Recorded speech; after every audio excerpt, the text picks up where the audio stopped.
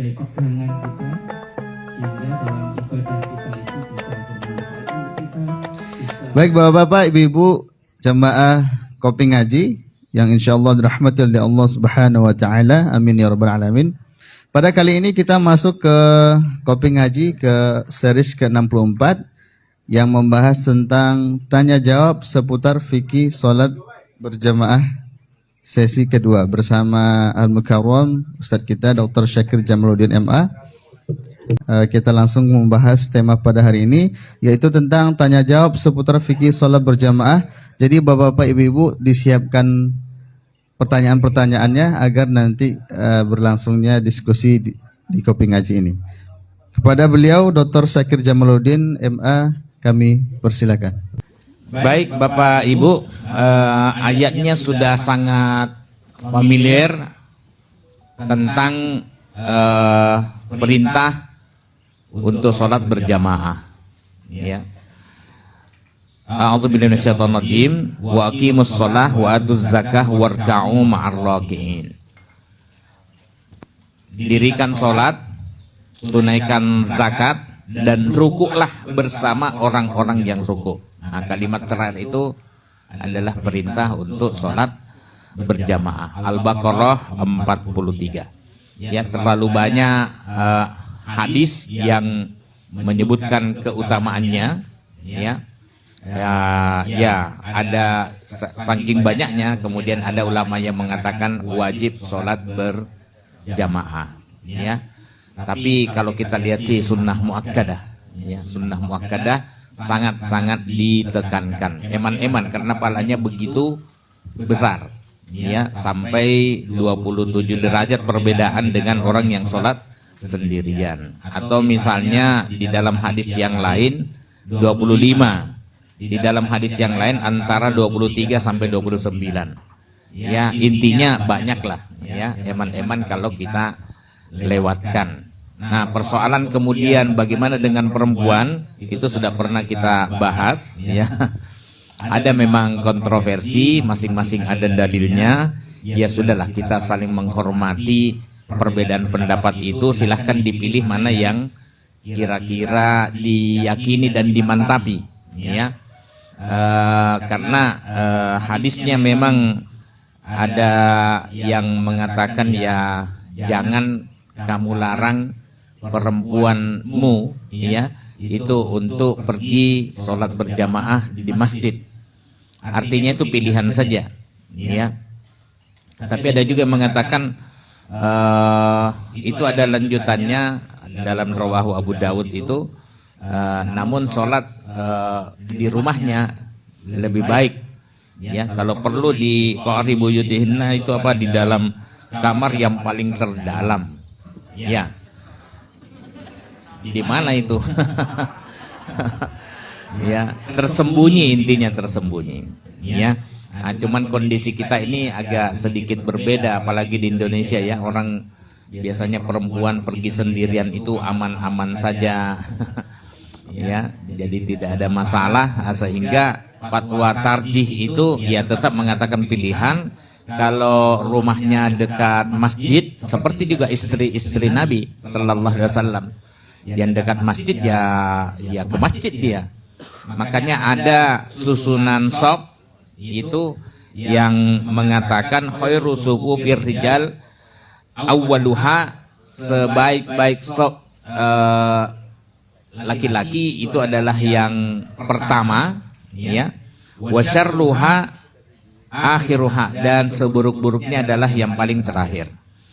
Wa khairu sufufin nisa, dan sebaik-baik shop perempuan adalah akhiruha, yang paling terakhir, yang paling belakang. Wa syarruha awwaluha, dan seburuk-buruknya adalah paling depan.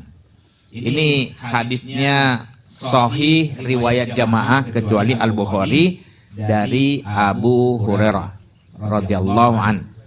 Jadi adanya aturan-aturan ini berarti kan silahkan sajalah. Kalau aman monggo. Tapi kalau misalnya tidak aman ya di rumah saja, ya. Misalnya terjadi timbul fitnah itu bahaya, ada yang menggoda. Ya, masalahnya agak aneh kita itu kita tidak ke masjid di dekat rumah kita, tetapi kalau ke Malioboro, ya, ke apa namanya, ke Ambarukmo Plaza, ya ini bukan iklan ya. Maksudnya yang jauh-jauh kita datangi dan kadang berangkat sendiri gitu. Kuliah untuk mahasiswa juga kadang berangkat sendiri gitu. Ya, sementara panggilan azan 5 kali itu malah tidak didatangi. Alasannya fitnah. Ya, kalau fitnah bisa kita bantah, fitnahnya di mana di Indonesia? Ya, aman sentosa gitu ya. Ya, tapi kalau misalnya itu karena sunnahnya seperti itu ya monggo, itu pilihan ya. Jadi silahkan. Baik. Kemudian ini kenapa kita angkat lagi dan kita teruskan kajian kita ya supaya sampai tuntas gitu. Ya karena kebetulan ada kasus kemarin ya pada saat Idul Fitri itu ya. Ya, ada sebuah pondok pesantren besar, sangat besar di daerah Jawa Barat ya, yang kemudian shopnya itu masih berjarak. Ya, masih berjarak ya. Dan kemudian ada kursi ya, imamnya juga pakai kursi, ada kanan kirinya dengan shop yang di belakang tidak ya, tapi di kanan kiri ya. Padahal kalau setahu saya Nabi Shallallahu Alaihi Wasallam pernah memindahkan Jabir ketika dia datang sendirian ya. Jabir berada di sebelah kirinya. Lalu kemudian dipindah oleh Nabi Shallallahu Alaihi Wasallam ke sebelah kanannya. Lalu datang Jabbar berdiri lagi di samping kiri Nabi Shallallahu Alaihi Wasallam. Lalu Nabi Shallallahu Alaihi Wasallam mendorongnya ke belakang. Ya, jadi tidak boleh di samping karena luang. Beda kalau misalnya tidak ada ruang. Saya pernah ditanya, ini tinggal 1 orang yang tersisa dari jamaah masbuk. Saya mau mengangkat tapi dia berada di tembok paling kanan, nggak ada lagi tempat. Ya tidak mungkinlah dia merobohkan temboknya tuh. Ya. Nah, biasanya yang terjadi itu adalah kalau saya tetap memprioritaskan jamaah, walaupun nanti ada juga pendapat mengatakan sudah mendirikan saja daripada tidak sesuai dengan sunnah. Ya, karena sunnahnya itu kan kalau 1 orang di sebelah kanan. Mau sejajar monggo, mau agak ke belakang monggo. Kalau kemarin kita sudah bahas ya, ya kita ambil pendapatnya Imam Asy-Syafi'i, mundurlah sedikit. Dan itu ada hadisnya Ibn Abbas itu radhiyallahu an, ketika Ibn Abbas itu berdiri di belakang ditarik oleh Nabi sallallahu alaihi wasallam sejajar. Satu-satunya mengatakan sejajar ya hadis itu. Selebihnya tidak ada keterangan sejajar. Nah, ada hadis itu tapi kemudian apa yang dilakukan oleh Ibn Abbas, dia kemudian mundur sedikit sekedar membedakan. Lalu setelah salam Nabi sallallahu alaihi wasallam tanya, "Ngapain kamu mundur? Gak enak berjajar sama Nabi." Ya, itu alasannya. Tapi kemudian dari jawaban itu Nabi sallallahu alaihi wasallam kemudian mendoakan. Ya. Makanya Ibn Abbas itu dikenal orang yang paling paham tentang Quran, tentang hadisnya Nabi sallallahu alaihi wasallam. Dia orang cerdas gitu ya. Nah, itu yang dilakukan. Jadi tidak ada yang namanya posisi kanan kiri, apalagi campur dengan perempuan di depan pula. Ada juga saya lihat yang tidak sholat di antara, saya tidak tahu alasannya, saya tidak mau memvonis ya. Wallah alam, saya katanya sih karena yang lain kan kalau misalnya posisi duduk dalam kondisi sakit bisa dia tetap duduk. Tapi kemudian dia melakukan rukuk sujud sesuai dengan posisi duduknya itu. Boleh, tapi ini kok menang wae gitu ya. Menang baik. Saya tidak tahu ya. Tapi memang ada sih video, jadinya kan jadi viral kayak begitu tuh. Nah, kemudian dijelaskan oleh pimpinan pondoknya, ketua yayasannya mungkin yang kita sudah kenal ya. Boleh menjelaskan, saya kalau jelaskan bingung lagi nanti. Ya. Mungkin dianggap tidak nyanda gitu. Nah, kemudian beliau katakan saya mazhabnya Bung Karno. Nah, kemudian ada Bung Hatta. Dia ceritakan latar belakangnya.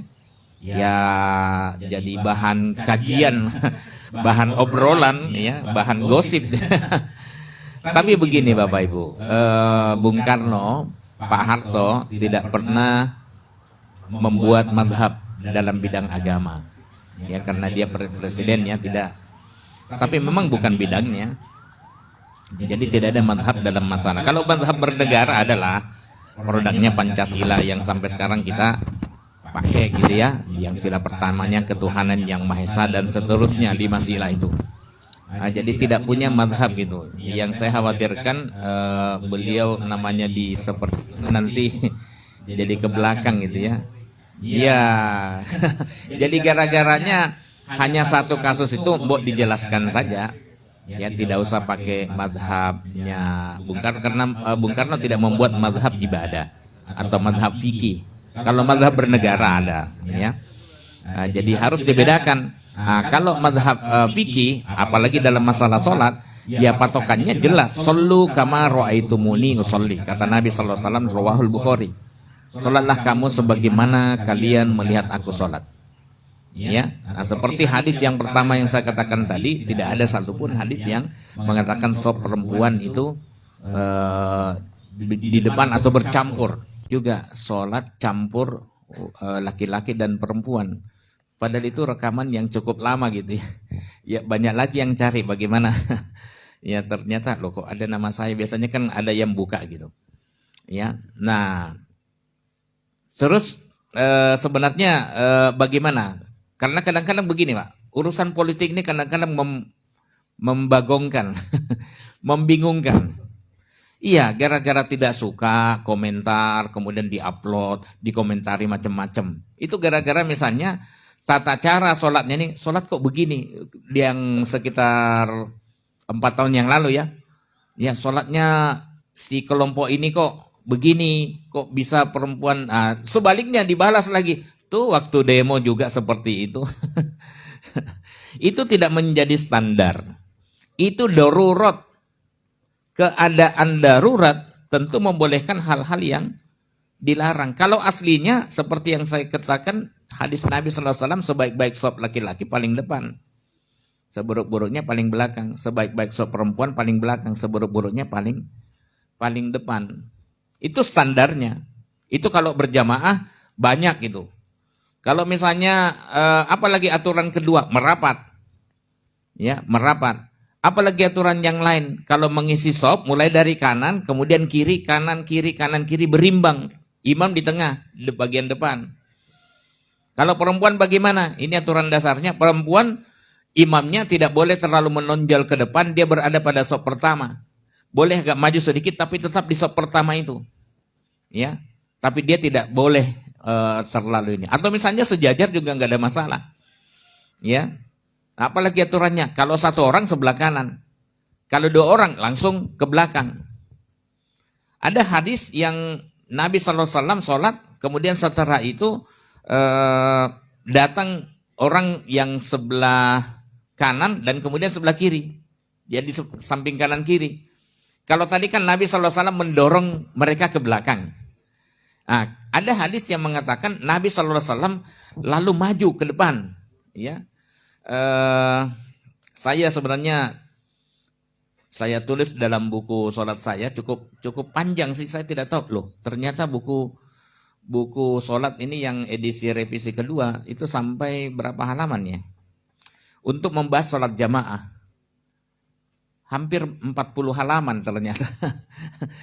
Agak panjang juga setelah saya hitung loh.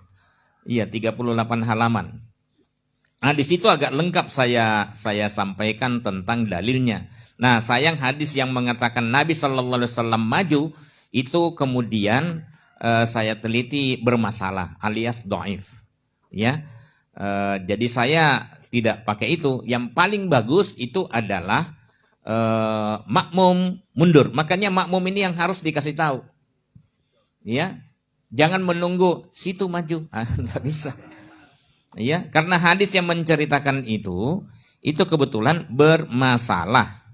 Ya. Jadi kita tidak pakai yang itu. Yang ada adalah Nabi sallallahu alaihi wasallam mendorong. Kalau itu hadisnya sahih, ya, atau makbul lah, ya.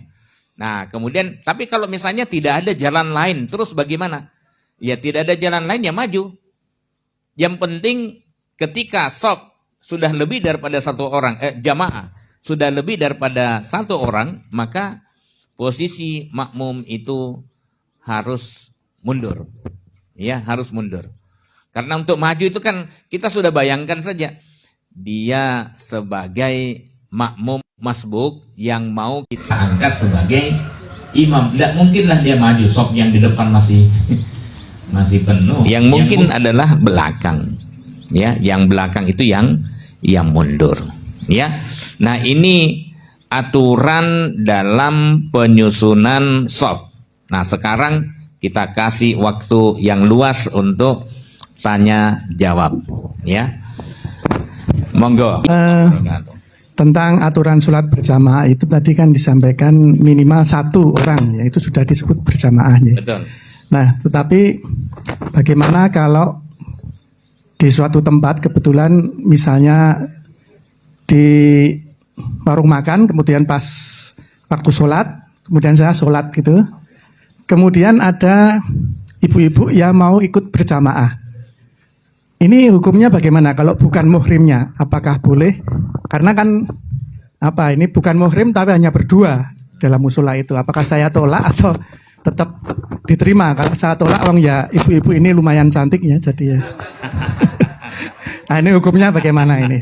Itu yang pertama. Yang kedua, untuk sholat berjamaah,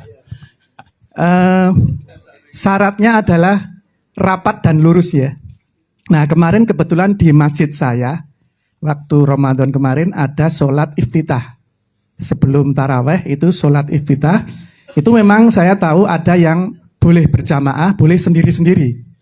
Nah, tetapi ketika imam mengatakan mari kita sholat iftitah dulu berjamaah,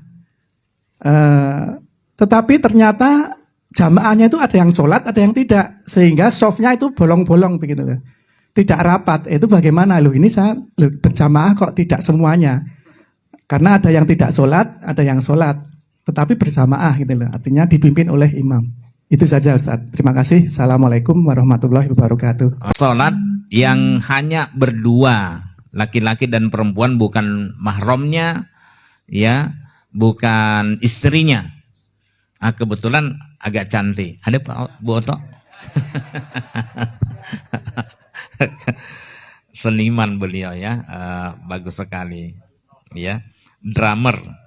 Baik, tidak boleh. Ini aslinya ya, hukum asalnya tidak boleh kita berjamaah hanya berdua dengan perempuan yang bukan mahram dan istri kita. Ya, itu hukum asalnya. Ya. Cuma kadang-kadang kasus di lapangan itu berbeda. Ya, berbedanya bagaimana?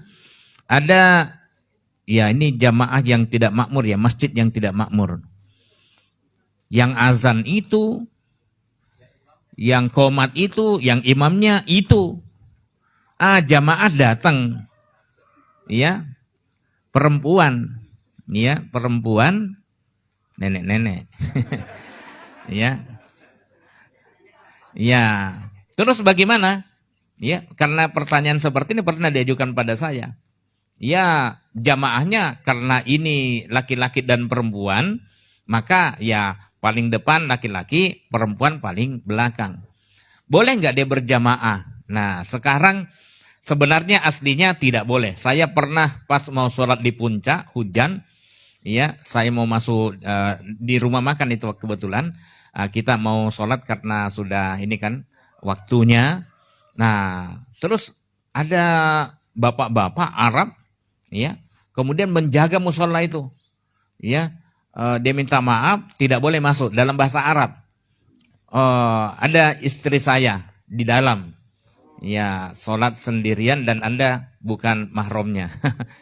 Akhirnya saya, ya enggak apa-apa, saya memaklumi itu, ya, karena memang aslinya tidak boleh, ya. Akhirnya saya tidak ini, akhirnya saya ngobrol dari mana asalnya. Ternyata dia dari Saudi. Kemudian, wah, dia memuji Indonesia, sering datang hujan. Ini sorga katanya. Ya, tapi dalam bahasa Arab ya. Nah, kemudian setelah itu, ya itu memang pahamnya. Kalau bisa kita hindari ya jangan. Tapi kalau tadi yang di masjid sudah waktunya azan, sudah dan tidak ada jamaah kecuali hanya itu, ya sudah bismillah. Ya. Toh jaraknya juga jauh. Tur sudah tua kata Ustaz Zain ini. Ya. Sudah tidak menarik lagi. Tidak ada kekhawatiran muncul fitnah. Nah,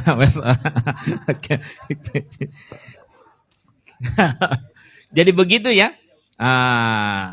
Nah, masalahnya tadi ada catatannya. Ini perempuan ini cantik. Nah, saya menyinggung satu hadis ini tentang apa yang saya. Jika makmum hanya seorang wanita, maka tidak boleh berjamaah berduaan dengan diimami laki-laki yang bukan mahramnya atau bukan suaminya. Ya, ini halaman 188 dalam buku saya ini. Ya. Selain karena tidak ada hadis makbul yang menceritakan bahwa Nabi SAW pernah mengimami seorang perempuan yang bukan istri dan mahramnya, juga karena hal ini sama dengan berkhalwat. Berkhalwat itu bersepi-sepian yang jelas dilarang oleh Nabi Sallallahu Alaihi Wasallam. Muttafaqun alaih. Ya, itu.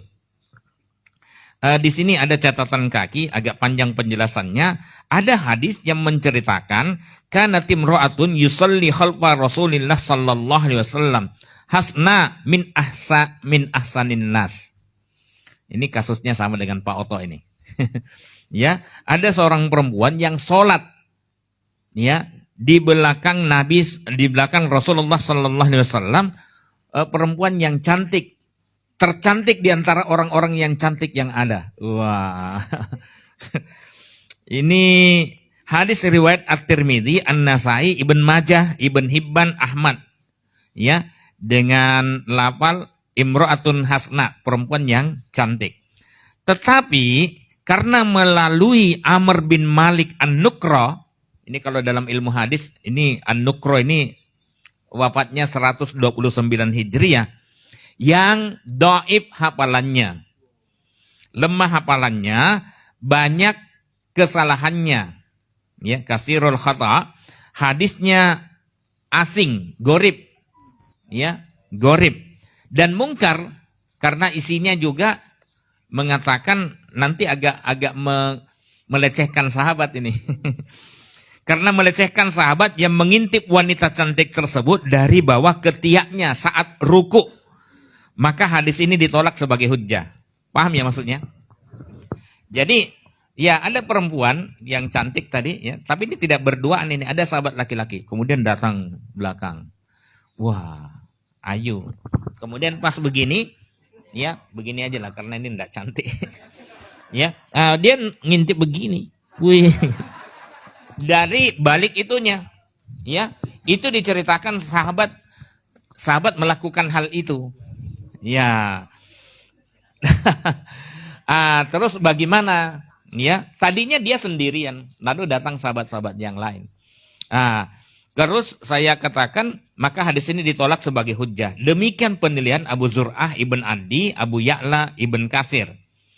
Tapi anehnya, ini Al-Albani, Syekh Muhammad Nasiruddin Al-Albani menilainya sahih, sedangkan Al-Arnaud itu Shu'aib Al-Arnaud, ahli hadis, meskipun awalnya menilainya hasan dalam Sahih Ibn Hibban, namun akhirnya meralatnya menjadi dhaif dalam Musnad Ahmad yang ditahkiknya. Jadi ada Al-Arnaud mentahkik Musnad Imam Ahmad. Dulu dia katakan ini hadisnya sahih, tapi kemudian dia ralat, ini tidak sahih. Itu biasa. Ulama hadis kalau misalnya meneliti atau misalnya berkomentar, dilihat qaulul qadim, ada qaulul jadid. Imam Asy-Syafi'i juga melakukan hal yang sama. Kan namanya asal mau belajar, berkembang, baru sadar. Ya. Sama juga dulu saya pernah melakukan, ada qaulul jadid qadim saya, ada qaulul jadid saya. Ya, saya lihat, waduh, saya keliru. Tapi kekeliruan itu saya tebus dengan nge-share lagi, nge-share. Maaf, yang saya tadi analisa keliru, salah karena ternyata ada yang penjelasan begini. ya sudah, ya. Baik, saya kira itu ya. Jadi untuk apa? Tata cara penyusunan shop kalau bisa dihindari, tapi kalau misalnya darurat seperti yang tadi, ya di masjid itu dan aman. Ya. Itu. Yang kedua tadi apa? Sudah. Salat iftitah. Salat iftitah berjamaah. Oh. Ya. Karena ada yang sholat sebenarnya ini juga hukum asalnya bagi yang dituntunkan untuk merapat. Tadi aturan dasar itu. Ya, shop laki-laki paling depan, shop perempuan paling belakang dan merapat. Sekiranya dia tidak berjamaah, sebaiknya menyingkir sebentar. Berikan kesempatan sama dengan yang saya sempat sampaikan ketika sholat Idul Fitri atau Idul Adha. Perempuan haid termasuk berangkat ke lapangan untuk melaksanakan untuk syiar, ya, mendatangi lapangan, tapi bukan untuk sholat karena dia sedang haid. Di mana letaknya? Dia tidak boleh masuk dalam shop. Duduk awalnya sih tidak ada masalah. Jadi sebaiknya dia menyingkir ke pinggir, ya. Jadi ini yang kadang-kadang harus dipahami sama-sama. Jadi dirapatkan sampai kemudian untuk ketika sholat iftitah itu kemudian sudah rapat, barulah imam bertakbir. Ya, jadi tidak membiarkan shop dipimpin masih bolong-bolong. Ada orang yang sholat, ada yang tidak. Udah, pahami saja. Ya, mungkin kalau itu masjidnya ya jamaah sekitar 100 masih bisa diatur. Kalau misalnya sudah ratusan, ribuan, ya itu menjadi sulit. Itulah namanya darurat. Tidak mungkin lagi dikembalikan sesuai dengan hukum aslinya. Gitu nggih, Pak? Monggo yang kedua. Terkait dengan sholat jamaah. Ini pernah kan saya pas pergi jauh gitu ya. Nah, ini kan musafir. Kemudian kepengin sholat jamaah. Apakah kemudian saya inginnya mau ke sana, saya jamak gitu.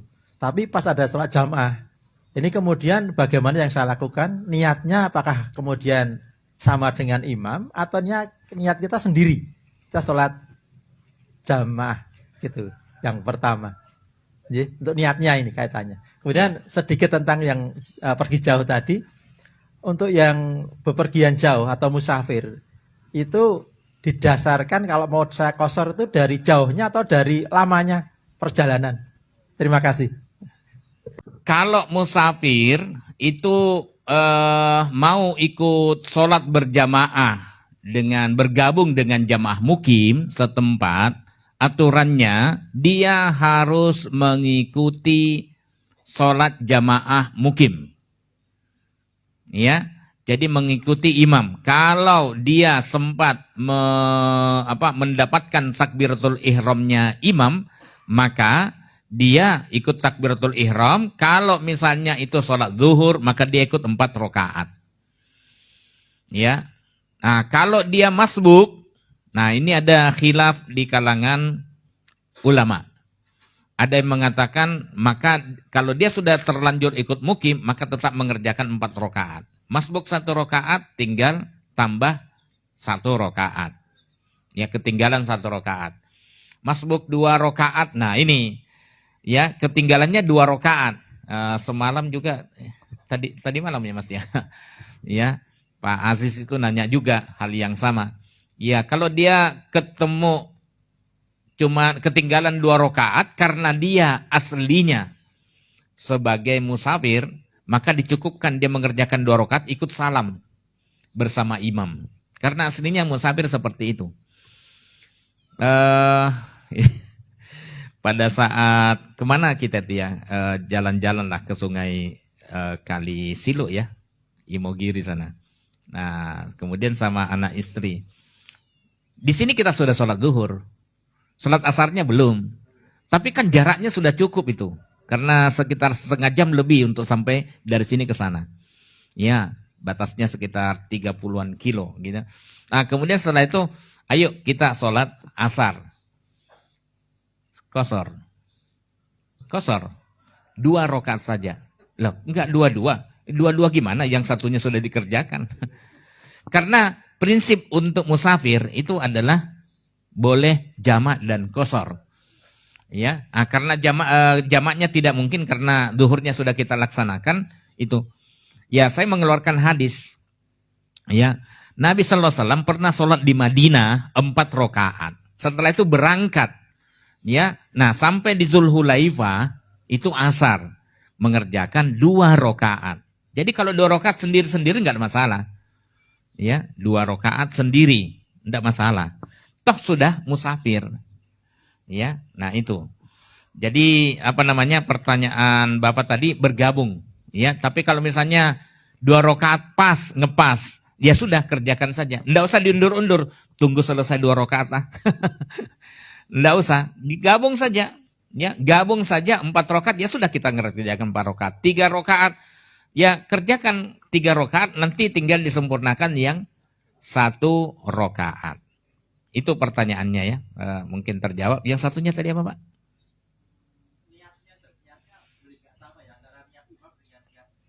Oh betul, memang ada ustadz, ada buku yang menulis bahwa tidak boleh berjamaah dengan niat yang berbeda.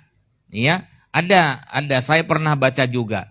Sekian masalah yang makmum yang jamaah malu bertanya tentang hal ini. Akhirnya dijawab oleh ustadznya itu. Ya, bukunya bagus. Contohnya apa? Waktu itu contohnya imamnya sholat sholat jenazah, Anda sholat wajib.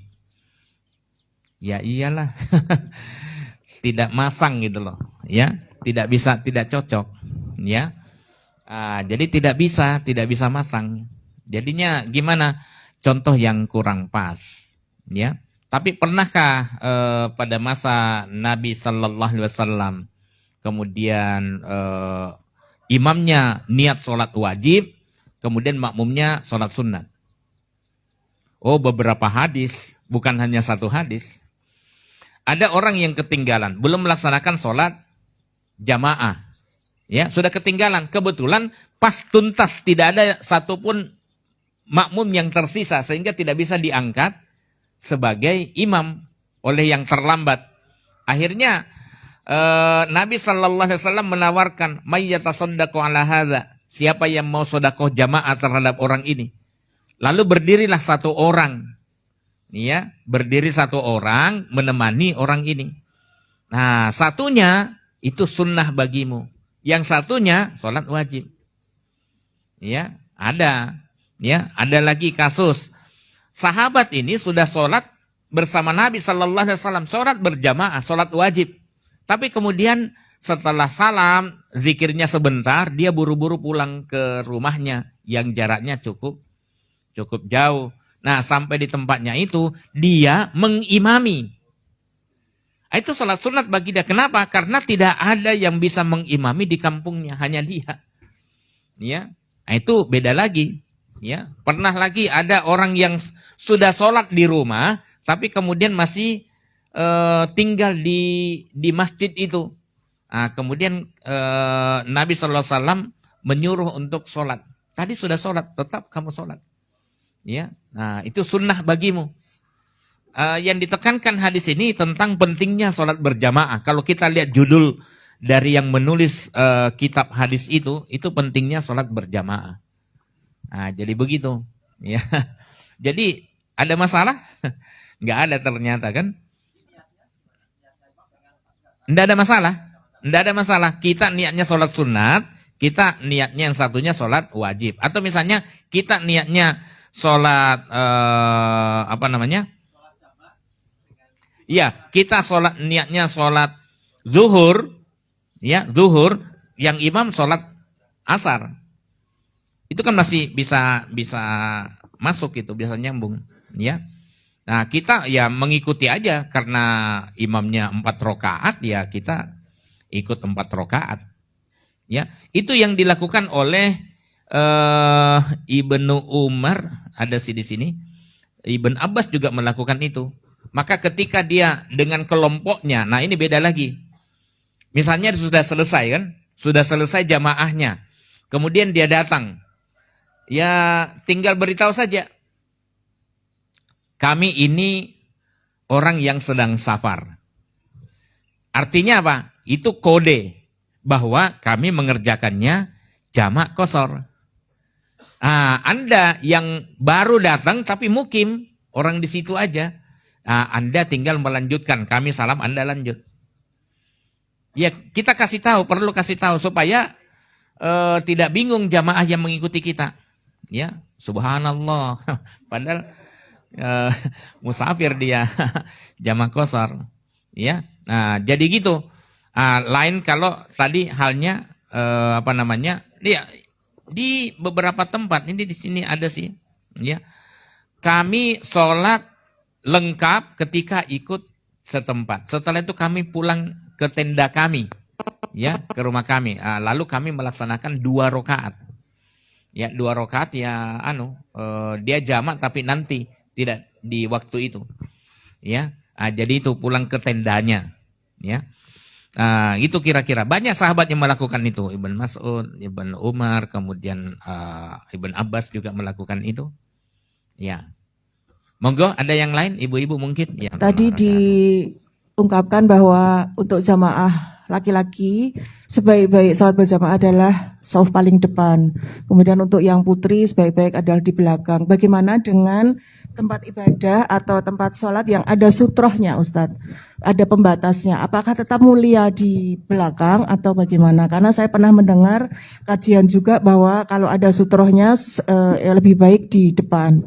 Kemudian yang kedua, untuk makmum yang masbuk.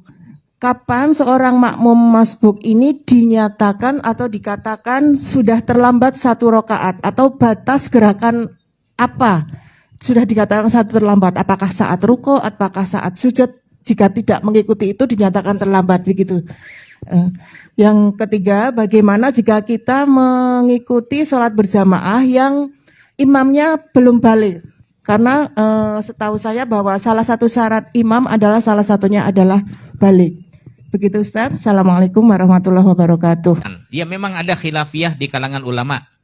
Ya, mayoritas ulama termasuk Muhammadiyah ngambilnya itu, ya, tarjih itu ketika ada sutroh ya mulainya dari batas sutroh itu, ya, dari batas sutroh kemudian ke belakang. Ya monggo, ya, ya silahkan. Kalau saya kebetulan memahami kalau dalam masalah urusan ibadah ya letterlek aja saya, ya, walaupun tidak selamanya letterlek ketika ada 2 dalil yang bisa kita damaikan, ya. Jadi saya tetap ini karena sutroh pada masa Nabi Sallallahu Alaihi Wasallam juga ada. Tapi kenapa Nabi Sallallahu Alaihi Wasallam mengatakan sebaik-baik seperempuan adalah paling belakang, seburuk-buruknya adalah paling depan, supaya tidak bersentuhan aja. Tapi apakah sutroh pada masa Nabi Sallallahu Alaihi Wasallam tidak ada? Ada. Ya, ada pembatasnya. Sutroh itu pembatas ya. Sutra. Pembatas, Pak. Bukan yang di apotik itu, Pak. Lain itu, pembatas juga sih. Ya. Jadi gitu ya, ada sutra. Jadi ya silahkan saja lah. Yang penting rapi. Kalau mau sepakat, kebetulan di masjid gede, ya sepakatnya dia mulai dari belakang. Ya, ada jalan untuk laki-laki sendiri di pintu yang paling kanan, yang paling tengah dan samping kiri itu untuk ibu-ibu. Jadi dia menguasai di sana. Mulainya dari belakang, sesuai dengan makna asli dari hadis. Ya, tapi kalau mau mulai dari ini ya monggo. Yang penting ketika dimulai dari setelah sutro di belakang, ya begitu aja semuanya. Ya, begitu aja semua. Sama dengan dari belakang. Jadi jangan sampai ini belakang. Jadi bingung nanti mana kita mau lewat ini. Karena sudah dikuasai dari muka dan belakang. Ya, itu kira-kira. Kemudian yang kedua tentang apa, Bu? Terlambat 1 rakaat itu juga beda-beda, ya. Terlambat 1 rakaat kapan?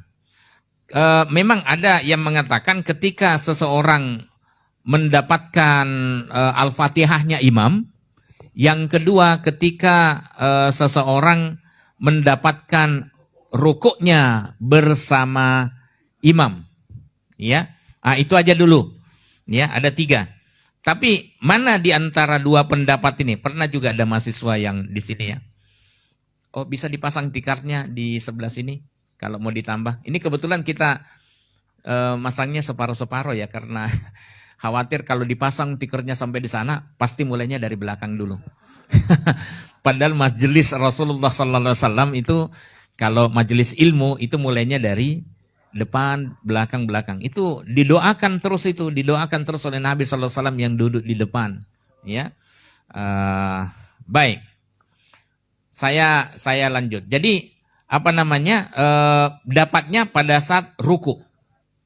Itu dapat makmum dapat ruku bersama imam secara sempurna, maka dia sudah mendapatkan rakaat. Ya. Apakah sempurna salatnya? Ya tentu tidak sesempurna orang yang mengikuti sejak takbiratul ihram. Karena apa? Kalau dia mengikuti sejak takbiratul ihram, pertama dia mendapatkan iftitahnya. Yang kedua dia, ini dalam sholat jahar ya, karena ini kita bedakan ya, karena kalau sholat jahar itu ketika ada imam sudah membaca surat setelah Al-Fatihah, kita tinggal mendengarkan.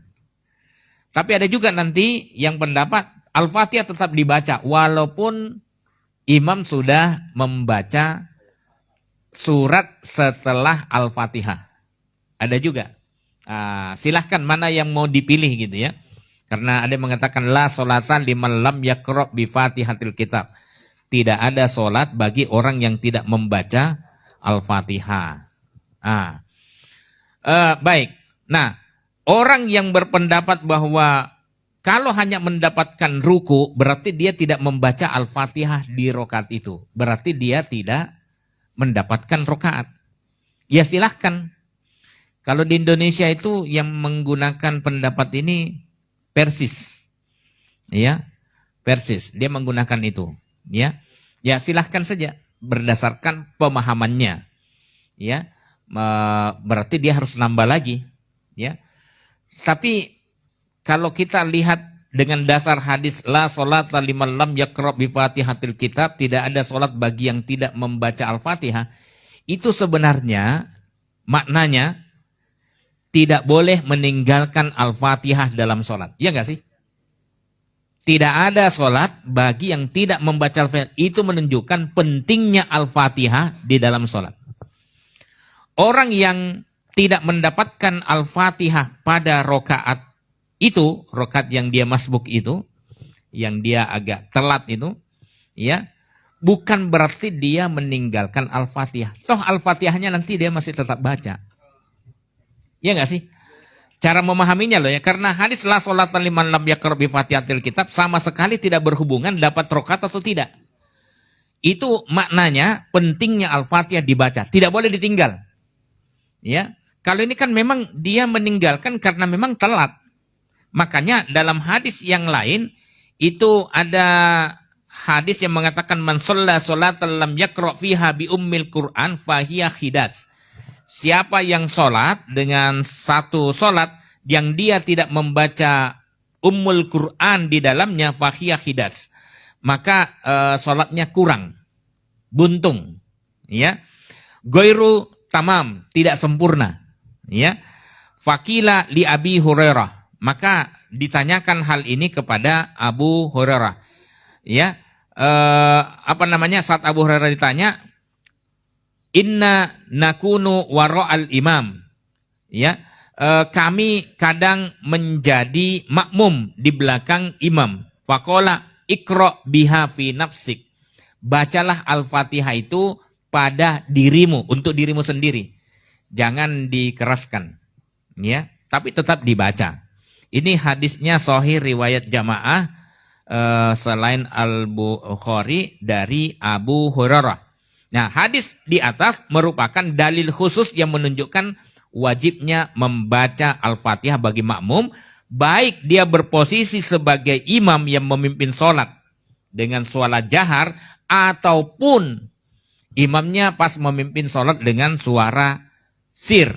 Ya, yang jelas makmum dilarang ikut memperdengarkan bacaannya karena bisa mengganggu bacaan yang lain, ya, khususnya imam. Makanya itu pernah ditegur oleh Nabi Sallallahu Alaihi Wasallam, kamu mau mengganggu bacaan saya, kau mau mengganggu sholat saya, ya, itu. Nah, jadi tidak ada kaitan, sekali lagi, membaca Al-Fatihah dapat cuman dia rugi karena ketinggalan tadi. Ya, makanya yang terbaik adalah ya ikut imam sejak takbiratul ihram supaya komplit, ya. Kemudian apa lagi? Imam belum balik. Ada hadis yang saya sebutkan dalam buku ini, dalam catatan kaki. Dulu ada anak kecil yang disuruh oleh sahabat untuk memimpin sholat. Dia yang bercerita.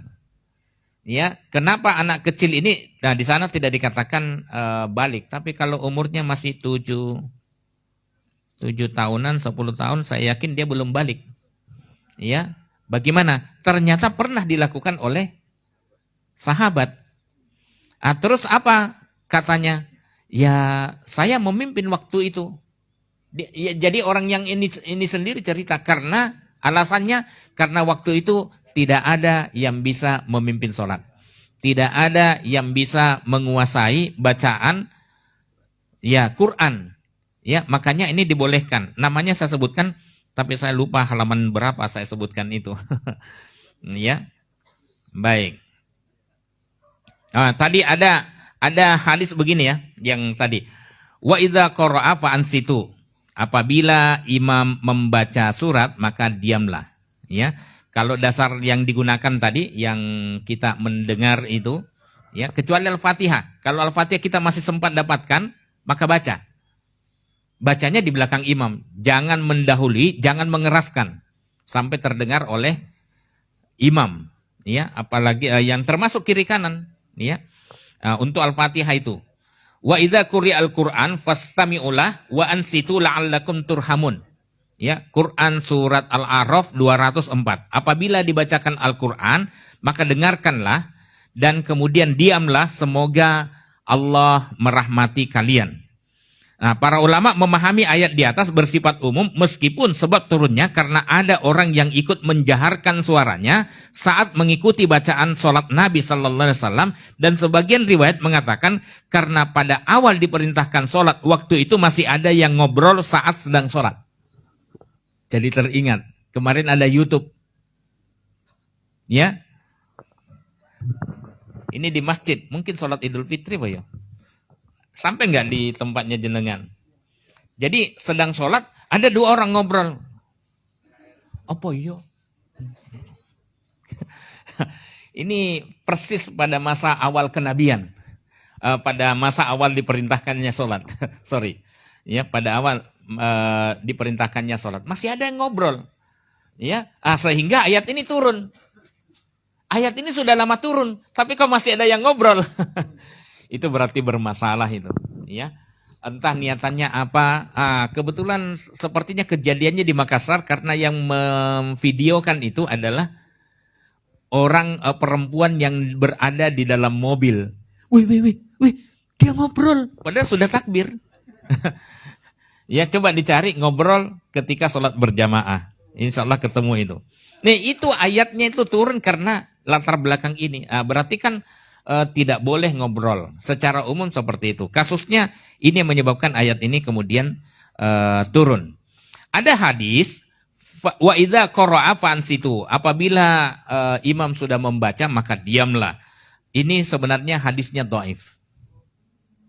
Ya, hadisnya dhaif, riwayat Abu Dawud, An-Nasai, Ibnu Majah. Dan ada hadis pendukung, man kana lahu imam fa qira'atul imam lahu qira'ah. Ya. Nah, siapa yang mengikuti imam, maka bacaan imam adalah bacaannya juga. Tetapi hadis ini juga dhaif. Riwayat Ibn Majah, Ad-Daraqutni, Al-Baihaqi. Saya sebutkan letak kedepannya supaya tidak iki ngopi dulu.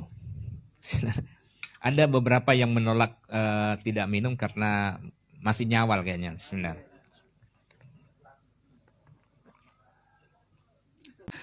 Baik, ini hadis doib riwayat Ibn Majah Ad-Daraqutni dari Jabir, Ibnu Umar dan Abu Hurairah. Ya, jalur sanad ini banyak, tapi semuanya doib, bahkan sangat doib karena terdapat Jabir Al-Ju'fi dan Lais bin Abi Sulaim. Jabir Al-Ju'fi terkenal pendusta, penganut paham Rafidah, Syiah Rafidahnya. Matruk, ya, tidak semua Syiah itu ditolak riwayatnya, ya. Tapi kalau sudah masuk di Syiah Rafidah, maka pasti ulama sepakat menolaknya. Ibn Ma'in menilainya soduk tapi tidak boleh dicatat hadisnya. Lais tidak bisa dijadikan hujjah. Demikian juga jalur selain keduanya. Selain hanya perkataan Ibnu Umar, kedepannya pun lebih parah dari sebelumnya, yakni ghalat, mungkar, atau salah dan menyalahi hadis-hadis yang kuat. Lihat analisa dalam Al-Baihaqi. Ya. Tapi ini dijadikan sebagai pendapat fikih. Ya, jadi kadang hadisnya dhaif tapi itu sudah menjadi pendapat fikih. Kalau imam sudah, karena banyak hadis yang lain yang menyatakan kalau imam sudah membaca dengan dasar Al-Qur'an surat Al-A'raf tadi 204, maka kita diam. Nah, tapi kalau Al-Fatihah tetap dibaca. Bacanya tidak boleh keras dan tidak boleh mendahului bacaan imam. Jadi di belakangnya saja. Pertanyaan yang terakhir tadi apa? Imam balik. Hah? Oh, sudah ya, sudah selesai ya. Matur nuwun.